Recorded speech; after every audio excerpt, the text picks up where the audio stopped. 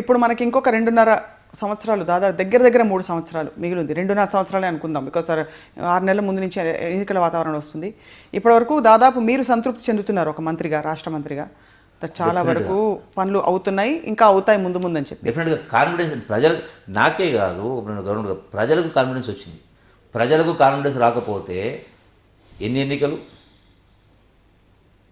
Medak parliament ఉప ఎన్నిక, నారాయణఖేడ్, ఖమ్మం, అన్ని ఉప ఎన్నికల్లో జిహెచ్ఎంసీ మొదలుకొని అసలు అన్ని ఉప ఎన్నికల్లో క్లీన్ స్వీప్. ఎందుకు వచ్చిందంటారు? అంటే దీనికి 2 వాదనలు ఉన్నాయి సార్ ఆనెస్ట్లీ. ఒకటి, నిజంగానే నమ్మకం, భరోసా, ఇటు హవా ఇటు నడుస్తుంది కాబట్టి వేవ్ అంటారు కదా మన పొలిటికల్ టర్మినాలజీ.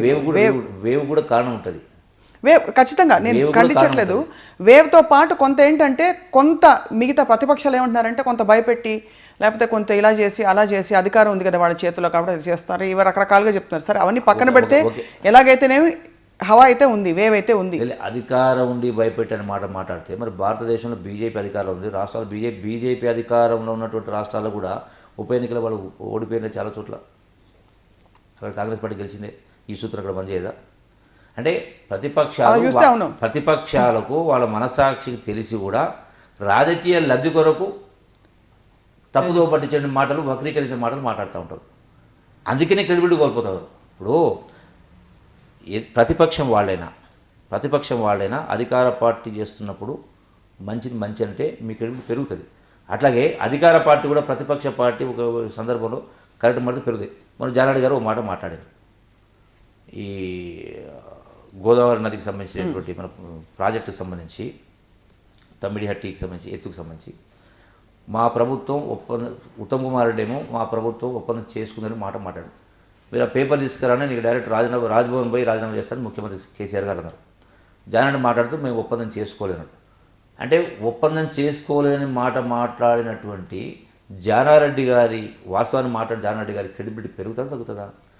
చేసుకుందామని చెప్పినటువంటి ఉత్తమ్ కుమార్ రెడ్డి గారి యొక్క క్రెడిబిలిటీ పెరుగుతుందా?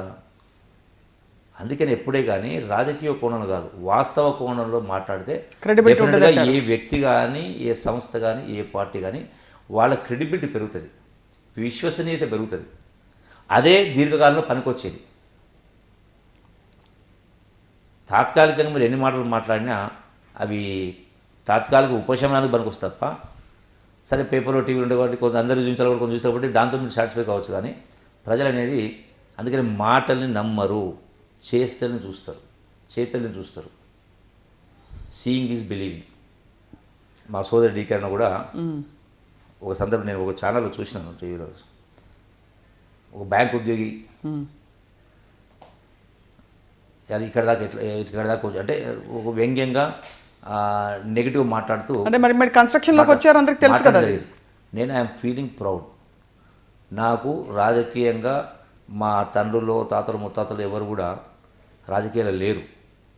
నేను స్వతహాగా 150 రూపాయల జీతం నుంచి నేను ఇక్కడ దాకా వచ్చిన.